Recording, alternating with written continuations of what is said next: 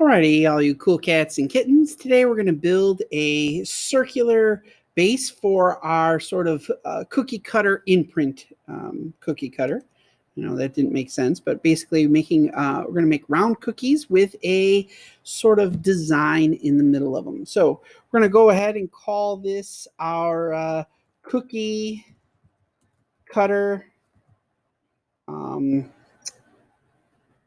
challenge. That would work for me. And I would always add my name at the end of it. So since we're going to make a circle, we're going to grab a cylinder, drag it out there. We're going to click on one of the white corners and change both measurements to 75. 75, and then I'm going to hit tab, which allows me to go to the next one. I just type in 75. So now it's 75 by 75. We notice that, again, it's not well rounded, so we'll click on the object. We'll come to the sides and change it from 20. We'll slide it to max it out to 64.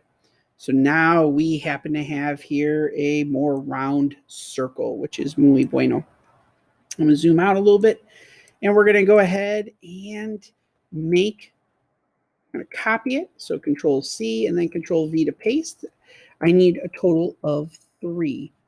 I can go ahead and spread them out. It's okay if they're not completely on the work mat. There's no bueno, there's nothing wrong with that. With the first one, what we're going to do is we're going to make it slightly bigger, but it's important that we hold down the shift key. So I'm going to hold the shift key down. This is going to be sort of our hand base. I'm going to hold the shift key down so I change all the measurements at the same time, and I'm going to just move it up to 22. I'm going to click off of it. I'm going to click back onto it, and I'm going to flatten it now. No, not holding the shift key, but make it down to like a pancake. Make it 2. I can move it out of the way as I don't need it anymore. Now the next one is sort of the base. This is where is going to be making the actual cut of everything for us.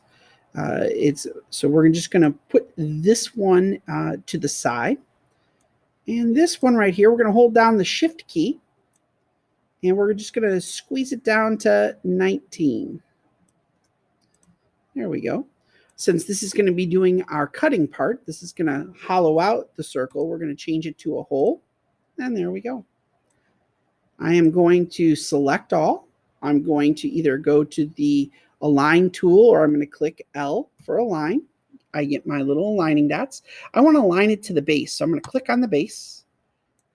And then I click Middle and Middle. Everything is here, which is good. And we're going to go ahead and group it and cut it.